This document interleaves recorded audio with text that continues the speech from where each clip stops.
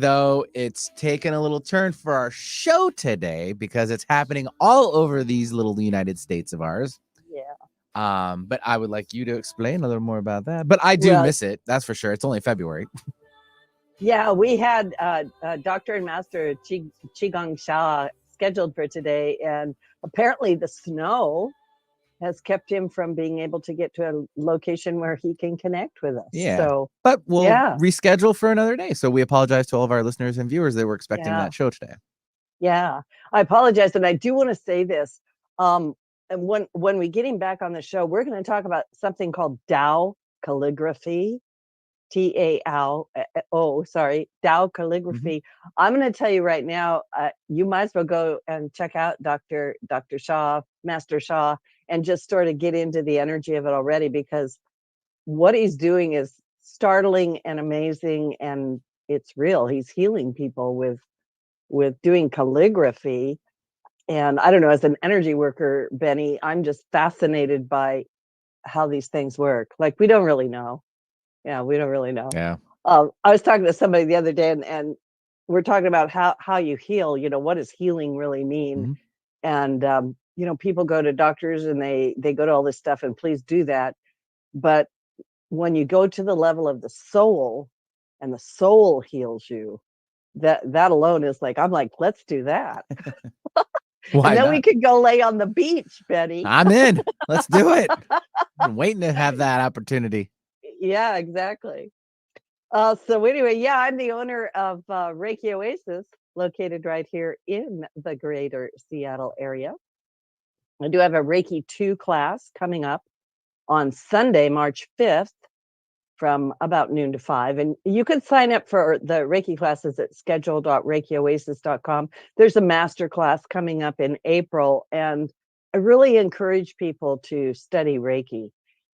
In order to take the Reiki 2 class, you do have to have taken Reiki 1. That's kind of how that works, right? You take the first class. Yeah, you can't skip the class. Yeah, you can't really just show up and say, hey, what's Reiki, right? You got to at least have some idea what's going on with that. I also have another announcement about a delay. So I told everybody a couple of weeks ago I was going to be doing this concert at the end of March, but we've decided to push it out. And so I'm going to just announce that later on when we actually have a date on the calendar. And I don't know, sometimes when you delay things, they get bigger and better. That's how that works. I have lots of ideas, and I might pull in some other incredible musicians. So I don't know. I love music. I love people. Let's get together and do something. That's how I feel. Sounds like a plan. Maybe we'll have a sing along. I don't know, Benny. Ooh. Who knows? We could do something crazy. Yeah, that's it. And then Saturday, let's see, this is we're still in February, aren't we? We are. Oh my goodness. I work ahead in my calendar and I get all goofed up. So we're not into March yet, but in March, yeah, you might just sign up for my newsletter and then you'll figure out what all that's about. So just sign up for the mailing list at reikioasis.com. So I'm going to do a little astrology check-in. We've got many, many things going on. Wow. Last week I talked about Saturn in Aquarius moving into Pisces in March. And believe me, there's other things going on, such as Chiron is in Aries, and it's trying to help heal our deepest wound, which is the wound of our identity. Like, who are we anyway, and what are we doing here? But right now, I just wanted to talk about, for the next couple of days, there are many stars in our galaxy. As you know, I love stargazing, but ancient astrologers singled out 4 as being most important. These 4 stars are known as the royal stars and were believed to be guardians of the sky and home to powerful stargate portals. One of these stars was Fomalhaut, and every year around February 22nd through the 24th, our sun aligns with this star, activating a sacred gateway of energy. This star is sometimes referred to as the loneliest star, as it lights up a corner of the sky, seemingly all by itself.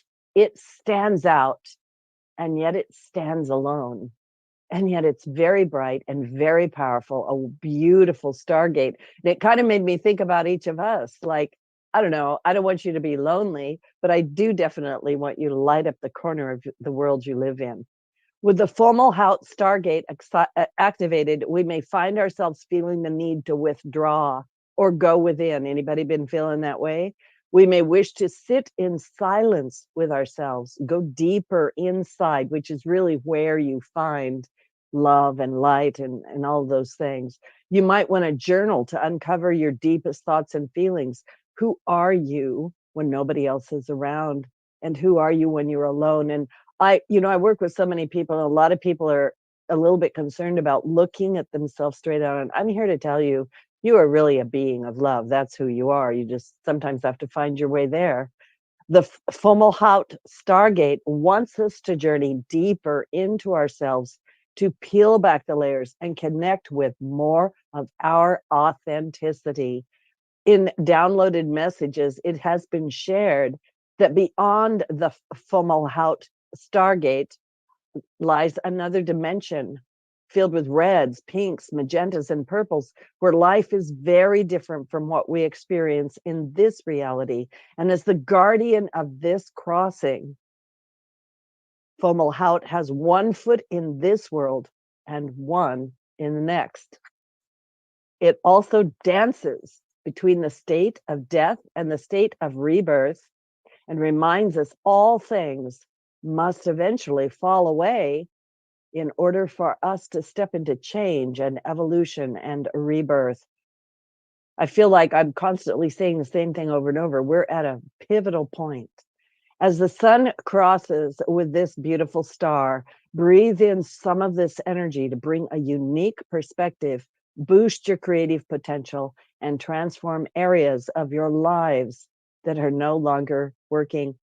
Use this energy to bring closure or instigate endings to things that no longer serve you, and cut ends, wrap up loose ends, say goodbye to negative habits or disease for good. The energy of Fomalhaut can zap us if our energy field is weakened, or if we have been moving through hard or stressful times. And if this is the case, take a gentler approach, take care of yourself, go lay on the beach. I don't know if you can do that. But we are in a time of great healing. There's many, many changes coming, and during times of great change, you have to put yourself first in order to be able to really serve your gifts to the world. So lots of love to all of you. And we're going to go into my guest for today. My guest is Machiel Clark, and of course I've said his name Americanized. I apologize. He's a licensed therapist, a dream expert, an international speaker on dreams, and the author of a great book called Dream Guidance: Connecting to the Soul Through Dream Incubation. Machiel has studied different dream traditions.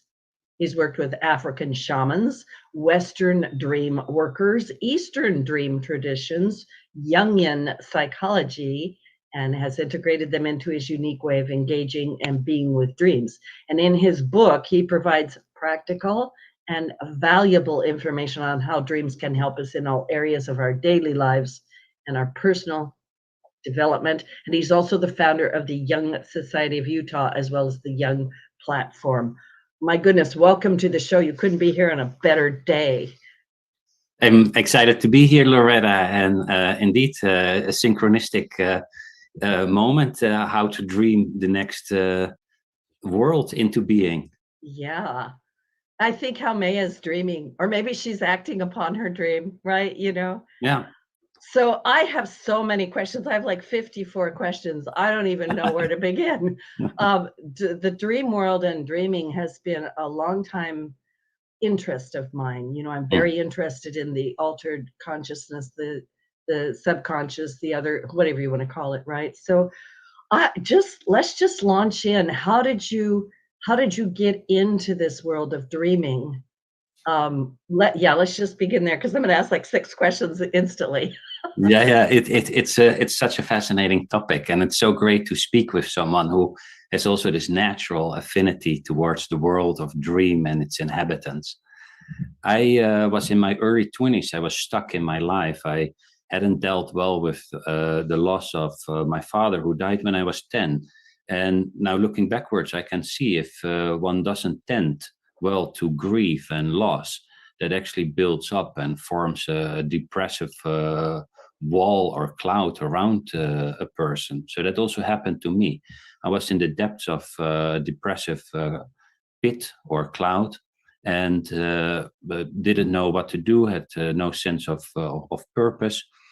And by some fortunate chance, I stumbled upon the works of Carl Jung, who is this Western psychiatrist who developed this very extensive theory on psychology, but also on how to work with dreams. And so it gave me a way of looking at my own dreams. And then I started to see that dreams portray where we are in life and where life is flowing towards, and that there's an innate healing quality in dreams. And so in the depths of the darkness, I found this little light in my dreams that then came into being, and my life changed radically for the better. So I've ever since holding fast to this lifeline called dreams. So you did some dream work around the death of your father. Did your father come to you in dreams, or? That was one of the surprising elements for me.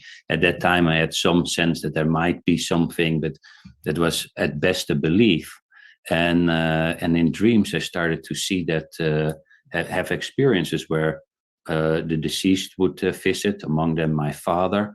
And so I got a sense that life went on after death, and that this life gets therefore a particular sense of meaning. The relationship got reestablished in a completely different way, but there was again a kind of a living connection, and that was so healing, and it's so important. That comes out of one's own experience. And with me, and probably you, many people have had a deceased one visit them in a dream, and that can just change life so radically for the better, to know, oh, the loved one is there, they care, it's okay with them, life goes on after death, and whatever else that implicates. I've got a question for you, because, I do have a lot of people that come to me and they'll say, I dreamt about my deceased loved one. And they'll say, do you think it was really them? How do you know if it's really them, or if you're processing? You know what I'm asking? It's a great question. I pondered upon that as well. And it is possible that a dream uses a deceased loved one as a symbol. So the question is this symbolically my dad or my husband or my grandfather, or is this a real visitation? And usually people have a certain feeling experience, that they feel, oh, this was I was very calm in the dream. The deceased one was calm. It felt just like it then when I was with them. They show up, sometimes they show up multiple times, and they come in the same form. They have the same dress or the same clothes. The feeling tone and the experience is different. That is usually, and the person sometimes has the feeling, it felt like. And of course, it's somewhat a belief on a certain moment, but that makes me think that's a real visitation. Yeah, I was going through my own files while you were talking, and when my father passed away, I had how you're really asleep, and then you're like, it kind of a waking dream, like, am I awake, am I asleep? Where I was like, he was asking me if it was okay for him to go. Right. And then I remember going, yeah, sure. And then I woke up and I was like, oh my goodness, what was that? Yes. Right. And that's one of it's very touching, and I think of course it was followed by his death. Yes. And so then oh yeah, this was Dad coming by and saying goodbye, which is a phenomenon that you see somewhat relatively often happening to people that are somewhat attuned to it, that the deceased one comes by in a dream or in this dreamlike state and says, and kind of give a hug or say goodbye or just waves or comes by with their travel stuff, and then they go on a journey, and that would be then a real visit. I would say that would be a real visitation. Yeah, I'm sure it was. I was thinking when you were talking, we often use the words dream world, right? Yeah. And there is the concept that we are the dreamer is dreaming us, right? Right. Like, who is the dreamer and who is the dreamed? Yes. Right. When we're dreaming, and I want to get more into that, like your specifics about how to set this all up, but when we're entering into that dream space, I don't know if this is an appropriate question. How do you define the world that we step into? Is it another world? Is it just the other side of the veil? Is it some expanded state of consciousness? Yeah, it's a marvelous question, and it really lies at the heart of about the nature of reality. Mm-hmm. What we know from experience is that when we dream, and everyone that is watching or listening can go back to a recent dream they had or a dream that was very intense.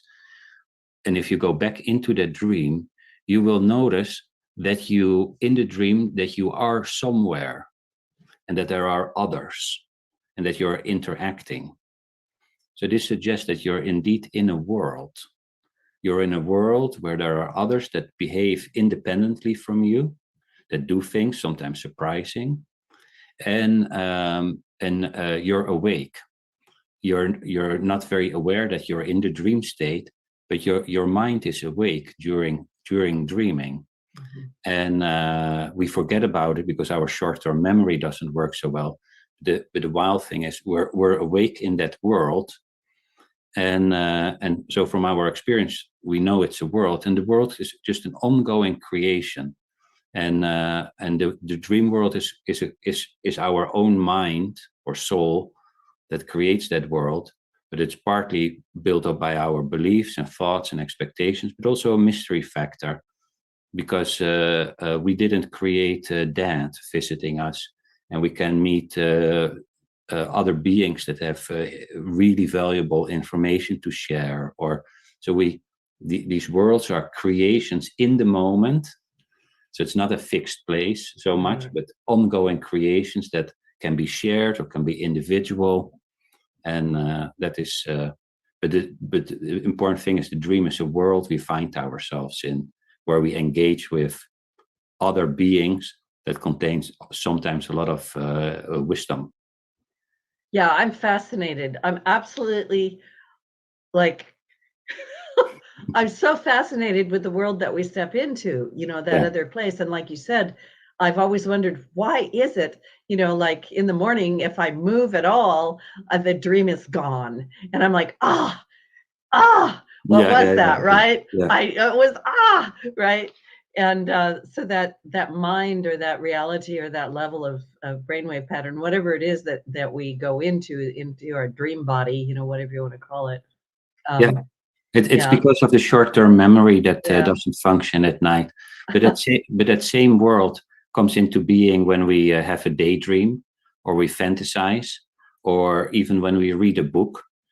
Once we read a book, and the whole story comes around us. And if you really go back to when you read it, and you ask yourself, where did I see this? And first you think, oh, it's here, maybe in my mind. But your mind was portraying. You were walking through the forest, and then you really start seeing everything. That's another manifestation of this other world that is coexisting to this world, that just comes into being, that's created in that moment, and that is very identical to the dream world. And so we constantly live in these worlds, and this world is in a weird way also somewhat created by our own mind, by which it paints over our existing, what we see.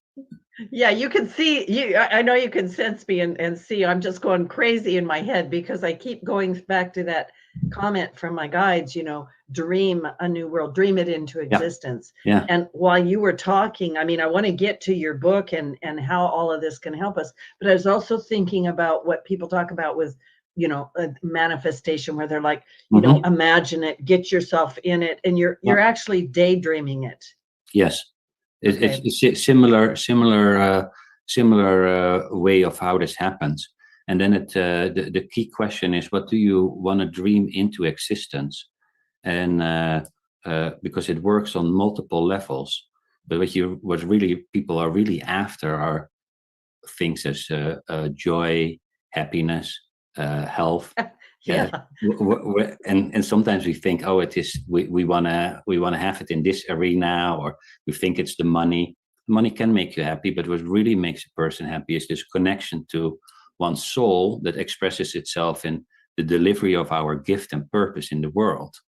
And so how do you manifest this new world is figuring out, how do I manifest to gift and purpose so I can bring that into the world, and that will translate in meaning, happiness, fulfillment, and usually also sufficient finances, the right friends, and then we live a life that is truly is foundationally coming from a place of happiness.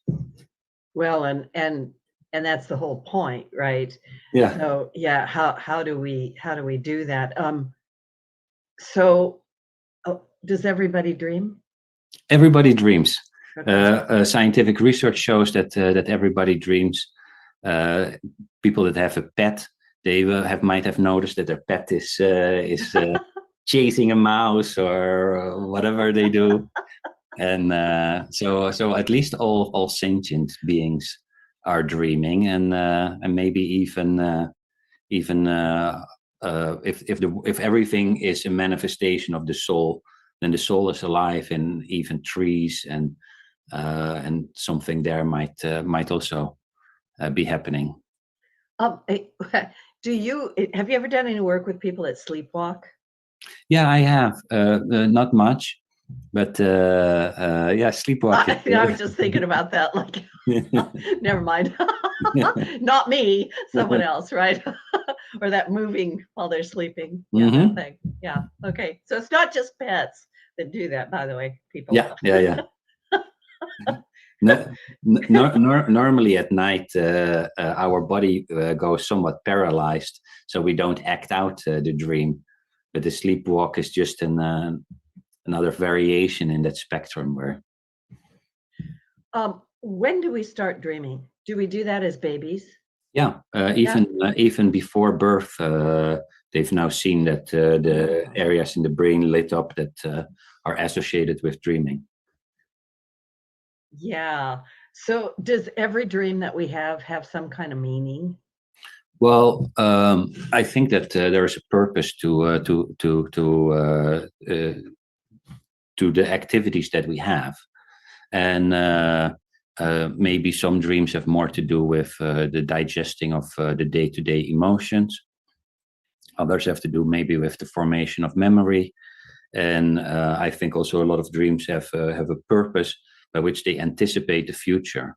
So I think that a big part of dreaming the world into being is that it already is happening.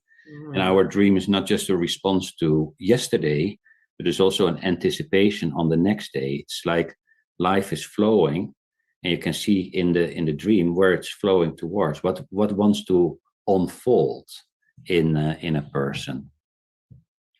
Yeah, and I'm also thinking how dreams are often very symbolic, and probably that's something we could spend a little bit of time on, like how do you interpret those dreams? Yeah. You know, there's a lot of these dream interpretation books and things like that out there. Yeah. What's your comment on that? Well, dreams are very personal manifestations of your soul. So if this was a dream and I would be thinking, gosh, I'm mumbling along, maybe my previous boss comes in the room and starts shaking his head. If there was a dream, we would then ask, what do you associate to previous boss? And I would say, oh, he was very critical. So criticalness takes on the form and shape of the previous boss. Well, I feel he's critical, but his wife might think he's a fantastic dad. He must have completely different associations to this person. And so all these feelings that we have, they take on figures that we have associations to. And so if you dream about a horse, it might have something to do with an instinctual force, but one is being bitten by a horse, the other loves horses, then the person didn't get a horse when they were young. So the whole relationship to the dream figure differs, and that makes a big difference on the personal interpretation. So I'm not a big fan of the books. I think they can give something, but I think what people better can do is ask yourself the question, either what do I associate to this figure, or even an object? And if it's an object, people can ask, what is the function of? And so let's say it's a car. What's the function of the car? Well, the car makes me move through life, brings me from A to B. Okay, the way you move through life. And what happens in car? Oh, I can't get to the brake. Oh, okay, what is the brake? Oh, slowing down, stopping. Oh, so you're moving through life and you can't slow down. Is that something you recognize? No. And then you look at, did it happen, or might it be laying in the future? Yeah, I love that. I agree with you. I'm not a big fan of the dream books, that say this equals that, because it is very, very personal. And like you say, I mean, I might have a very different reaction to a horse than you do, and so forth and so on. Right. Yeah. So we're going to take a little station break. This is Loretta Brown, my guest today, Machiel Clark, and his great book, Dream Guidance, Connecting to the Soul Through Dream Incubation. And don't go away, because when we get back, we are going to talk about what is dream incubation, what are the steps, how do we set this up? I'm a practical girl. Like, give me the information and tell me what to do with it. So anyway, we're going to take a little station break, and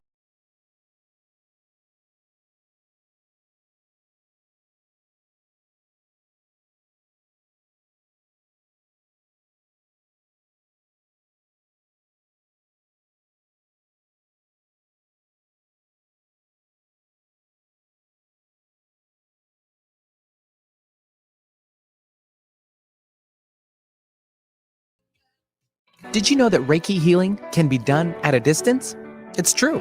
So let Reiki Oasis focus powerful energy to help relieve your stress, grief, sadness, anger, and so much more. Convenient, personalized treatments at a distance can increase lightness of being. During your appointment, find a quiet place to lie down or sit to receive healing energies. If you want help with your dis-ease, visit ReikiOasis.com. Harness life's energy. Visit ReikiOasis.com today. Do you make a positive difference in the world? Do you have a talent, philosophy, base of knowledge, product, or service that you know could help a lot of people if only you could reach them? Join Alternative Talk 1150's family of broadcasters and start walking down a fruitful path. As host of your very own program, dial 425-653-1150 and find out just how affordable it can be to have a show on 1150 AM. That's 425-653-1150. Alternative Talk. We have an opportunity waiting just for you. Chris Domine is a husband, father, an athlete, even an Ironman. But 10 years ago, Chris's kidneys were failing. The doctor said, if you don't get a kidney transplant, you are going to die. Chris received a second chance, made possible by an organ donor. Your well-being changes from loss of hope to better times ahead. What could you make possible as an organ, eye, and tissue donor? Leave behind the gift of life. Go to organdonor.gov. U.S. Department of Health and Human Services, Health Resources and Services Administration. Alternative Talk 1150, here to uplift your day. The following is an encore presentation of the original Loretta Brown Show. For more information about her show, visit ReikiOasis.com.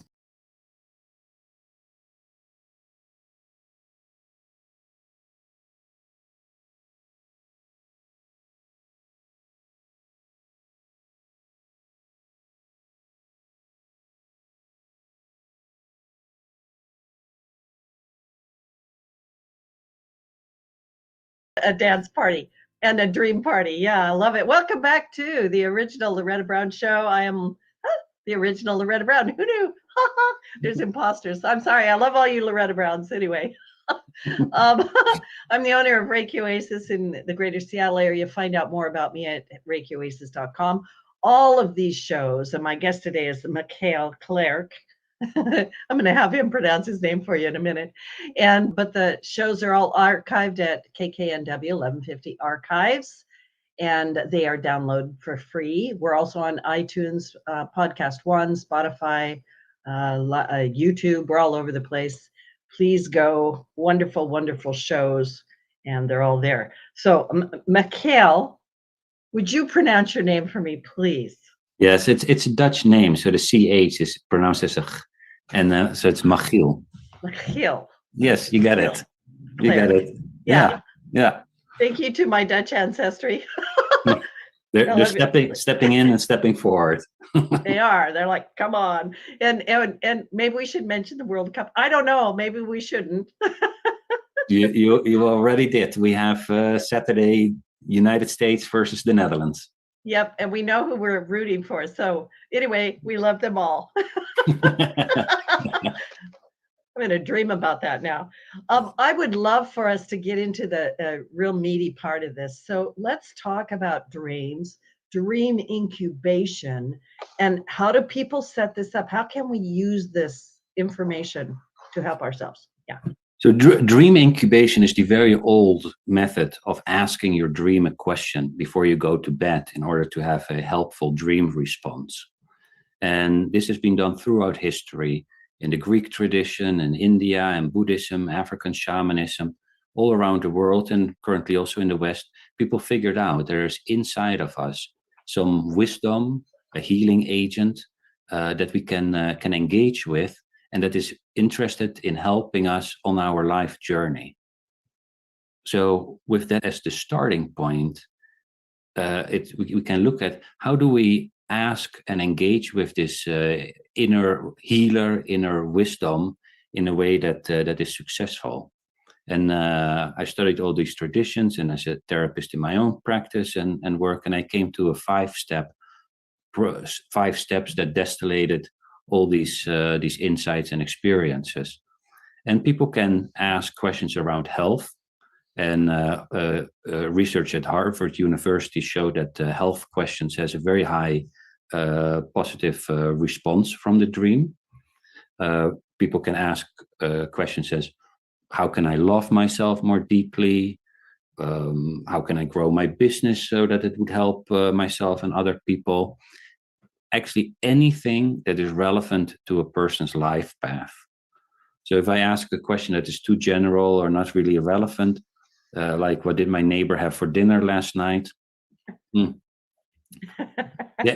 inner healer thinks, why are you bothering with that? Focus on you, focus on your life. If you then ask a question as, what is a blind spot in me that I don't see? Now at once, this companion that we all have, the larger spirit, is like, whoa, Loretta or Machiel, you really want to know about your blind spot? Let me help you. I'm gonna present this to you so that you can become more kind, more wise, more helpful to other people.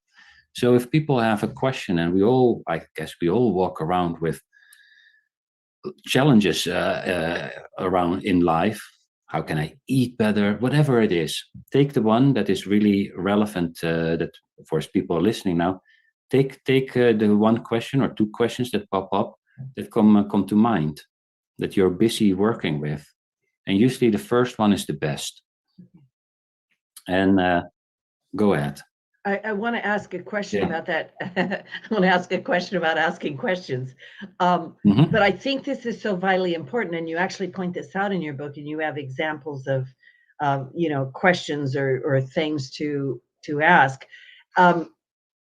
Sometimes I think people are asking too many questions. I'll let you answer that. How do I find a partner and grow my business and lose weight?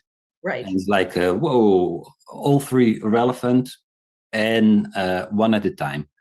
So it's first identify the area that you want to ask a question around, whether it is health or loving yourself, and then step 2 is really figuring out the right question to ask, and spend a little bit of time there is my advice, because I've seen that this technique hinges on 2 things. 1 is asking or setting up the right question, and 2 is creating the right ritual. And with that is you get in a state of consciousness, or in the right frequency, that makes you more available to receive the information or to trigger the healing response. So, but let's start with the question. Recently, there was a man who came in my private practice. Said, "Can I ask a question about? I want to date again." He had divorced a year ago. Had been on a couple of dates, didn't go so well. He said, "I want to find a great partner. Can I ask that?" Yeah, of course. That is relevant to your life. The larger awareness delights in helping, and if you want to do it on your own, the larger awareness allows you to do that too. It's really non-judgmental that way, but why not tap into the wisdom that we have? And so he said, "I want to find this partner." And I said, "Okay, think about it a little bit." And he was thinking, and he said, Mr. Mom, he said, "What I really want to know is, what is my biggest obstacle in dating?" Oh. Because he thought, if I figure out the obstacle, the rest will follow. And so that was a really great question. And what he also did in that question was, what is my biggest obstacle? Not what my obstacles, because obstacles are secretly already multiple. And now you can just focus on what is my biggest one. And if you tackle that, you can do what is another one.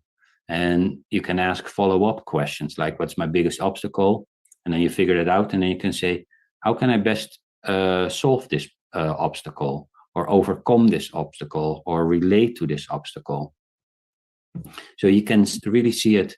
It's not just a one-time. You can use it for a one-time question, but if you really connect with it, you can engage with it on a journey. It doesn't have to be daily, but you use it from time to time to help you guide through life.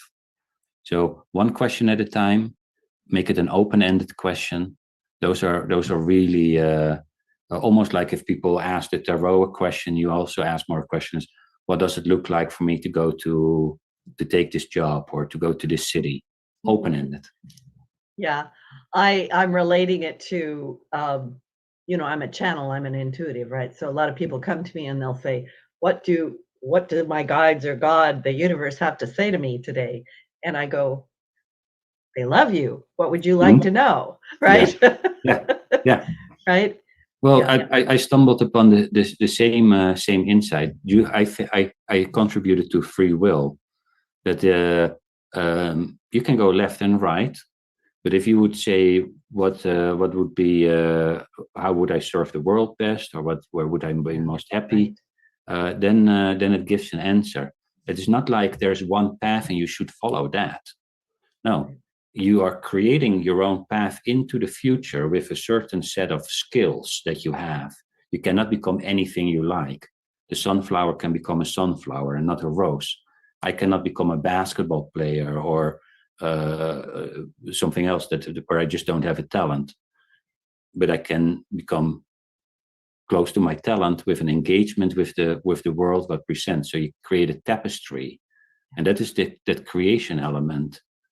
World is created every second, and it is fresh, new, and that gives also a sense of aliveness. But there's not a should. You should not do this. That's the wrong type of thinking. Yeah, I so agree with you. You're tapped in. So dream incubation. So the first thing is the question. Yeah, identify the subject, the area. Then you develop a good question. And then the third step is engage in a ritual. And the ritual is a third step, but it's actually the whole process in itself is one big ritual. And with a ritual, I mean that you create a psychological or energetic space that communicates to the other side that you are interested, that you are grateful for the connection and the insight that is about to come, that you will do something with this, this is really meaningful to you. And so you build up the expectation. It's a form of an intention setting. You focus on your problem or the thing you want to know. And that is in itself a reality creating principle. That is what you can see in dreams, what creates the dream world. Those are the active ingredients, the active ingredients in the placebo. This is how you trigger the healing response or the reality creating response. So it's a really great fit with the show you had. How do you create reality? Well, I call it ritual, but it's intention with focus, with will, with expectation, in combination with this mystery source. Because that really, you can clean your wound, but the body will heal. We don't truly heal. It's something in us that does that for us or gives us the insight. And so that part is really, really important for the success of this method. Wow, what you just said rang so true within me, and it to me is really powerful, especially setting this up as a ritual and then really engaging with that, like I am going to do something with this information. I'm not just a curiosity seeker. I'm not, I'm going to do something with it. And also, I've got to throw this in. It's a little side note, but it's what activated in me.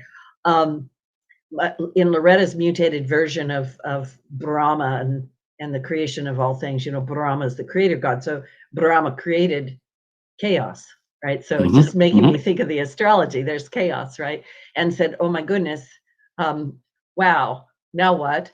And basically, I'll say prayed. It's my mutated version, and out of him came the form of the goddess, right? In Sarasvati, who gave him, wisdom and om and direction, like direct it with your voice, right? With your intention. And then chaos was formed into things, which makes me think again of Haumea and chaos and Pele, right? The birthing of the creatrix, right? And so I'm being with that energy in what you're saying about this dream incubation.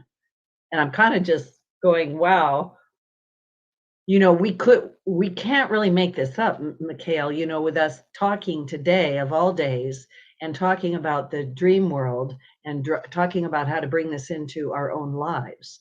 So I just wanted to throw that in there. So please continue. So this ritual can be anything that you want, light a candle. Yeah. Okay. I've looked at all these traditions, and then you see one in the Islamic tradition, you have this prayer, and you do it you do it twice, and then and another one says you need to do a candle and sleep on your left side, and there you need to drink some goat milk. And what it is, they all have the ritual, right. But the ritual is not the same. Which you just I came to the conclusion like, oh, it's not about which ritual, it is that you do a ritual. And it's not really the candle, it is that you light this candle to communicate to the other side that you are interested in having a relationship. And you can just talk to it as if it is a wise old friend that is there. And you say, hey, old friend, I'm lighting the candle and I invite you to be here. And this is an issue that is really on my mind. It's chaotic in my life. And I know this is the right time to birth the next. Please come in. So it is the underlying heart-based feeling. And then you can just let your own imagination spark. If in your imagination comes up that, oh, I'm going outside and make today, because it snows, a little snow figure of two people who found each other because I'm looking for more love, then that's a beautiful spontaneous ritual. And that is what is the working ingredient. Now it is also that if you do the same, if you do it and it works, it's very good to repeat it. So if the candle did it, it works, then you create a conditioning effect. That's why these traditions have the same, because people did it, it worked, and then they tell each other, hey, this worked. Now you start believing it worked. Now it works even better because you believe it works. You see the other people, we all believe it. And that creates that expectation by which it actually also happens. And also all the research in placebo shows that. But that is, when you talk about creation out of chaos, is let it go, and then focus, intention, ritual, and then something new can be born. Yeah. I'm like, yes, go World Cup. No, I was just causing trouble. Okay. So is it important that you write this down? Is it important that you have like a dream journal or something? Yeah, you want to write down the question, because I've noticed for myself and the people I work with that you come to a really great question, and then the next morning, gosh, did I ask how can I lose weight, or what should I do to lose weight, or why can I not lose weight? And now at once it's, what did I really ask? Yeah. And the dream is a response to the question. So if you don't know the question, the dream starts becoming really difficult. So you want to write down the question before you go to bed. In bed, you meditate just for 1 or 2 minutes on it. You sleep, hopefully you have a dream, and then write it down upon waking. Just like what you said, I wake up and, oh my gosh, what was it? Stay in the same position. Don't panic. Just tell it, hey, dream, if you're there, feel free to come back. Maybe you feel it somewhere in your body. And then at once it's like, oh, there it is again. Repeat it 2 or 3 times, because then it gets stored in your memory. And it's like, oh, I'm walking through the jungle, then I see so-and-so. I'm walking through the jungle, see so-and-so. You get up, write it down. And that in itself also honors the dream response, so that you really have this relationship with this mystery, and that you let it know, hey, I asked you something, you come.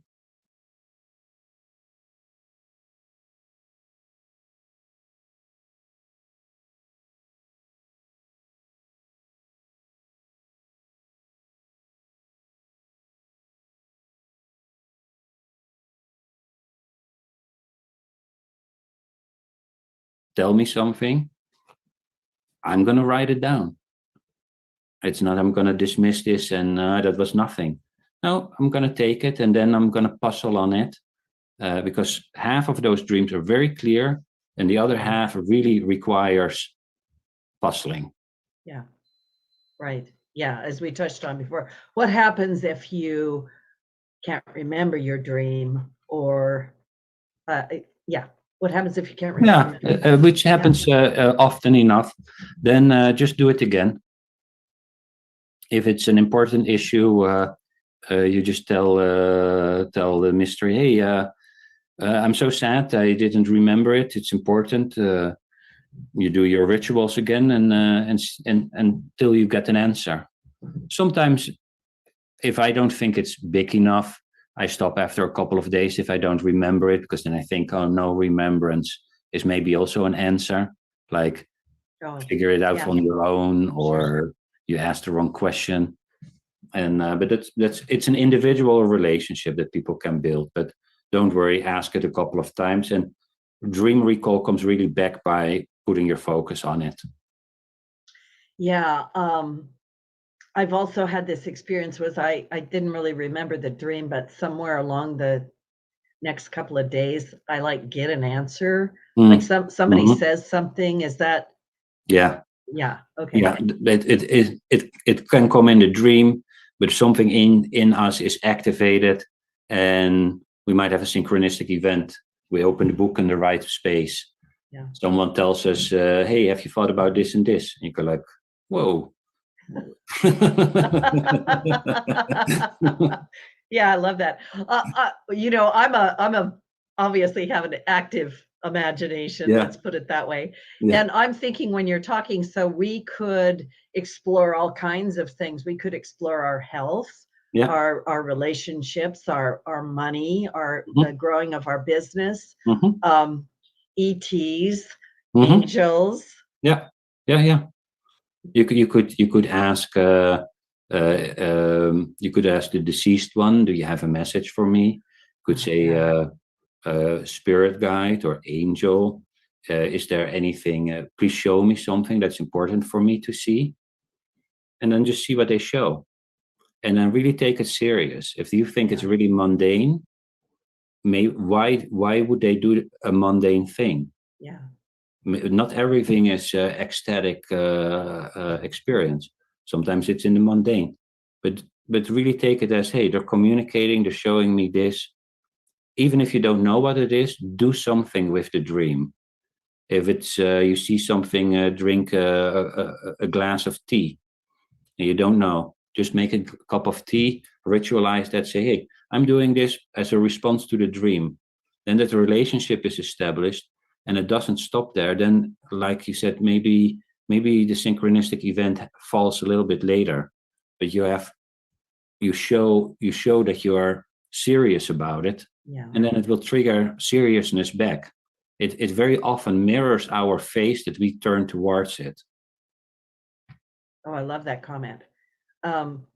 Yeah, the ritual part of it, I'm really am grabbing a hold of that, even for my own self, because it's like the energy, the attention you put into something, like you said, that mirror effect, and to let it know it whatever it is, maybe you know what it is, the dream world, that you're really going to pay attention. You're actually want to establish a relationship and begin a dialogue.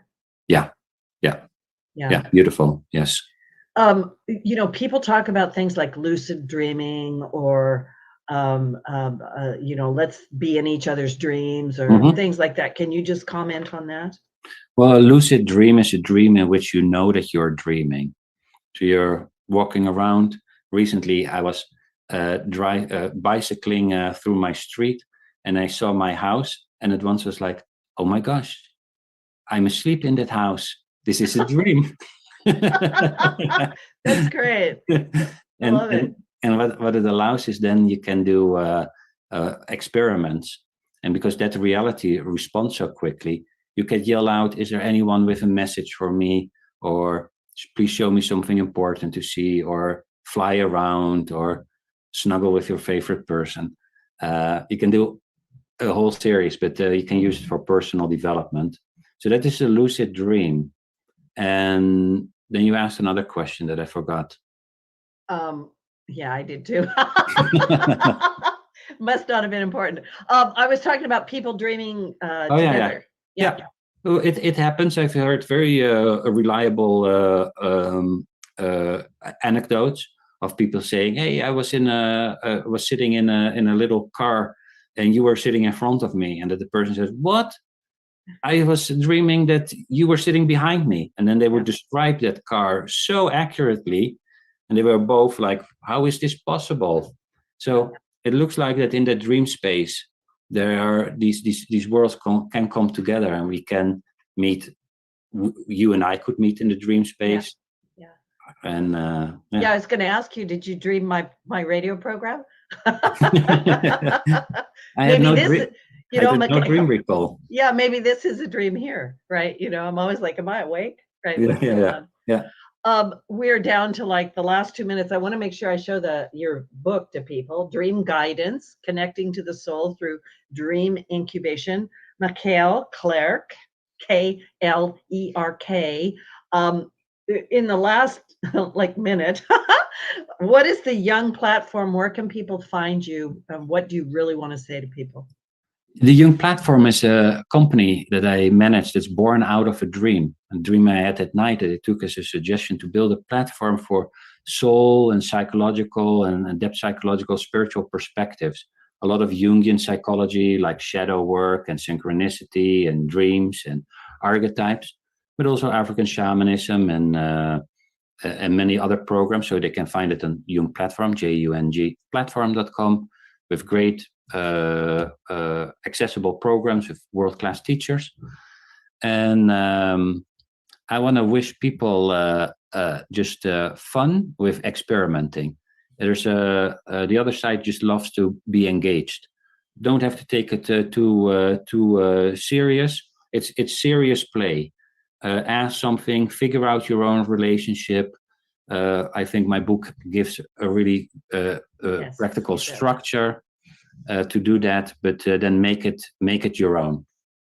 That's beautiful. And I do want to just say again, get dream guidance, right? Connecting to the soul through dream incubation. Machiel has, it's an easy read, filled with all kinds of stuff. And this dream incubation thing, I really highly recommend everybody give it a try. I mean, we are in the stages of co-creating a new world. Gosh, what if we dreamt it together? Beautiful. A better world. I mean, we did a good job with what we got now. Anyway, thank you so much, everybody. Have a great, great week. Lots of love to you all. And Machiel, Clark, thank you for being on my show. Thank you, Loretta. The views expressed on this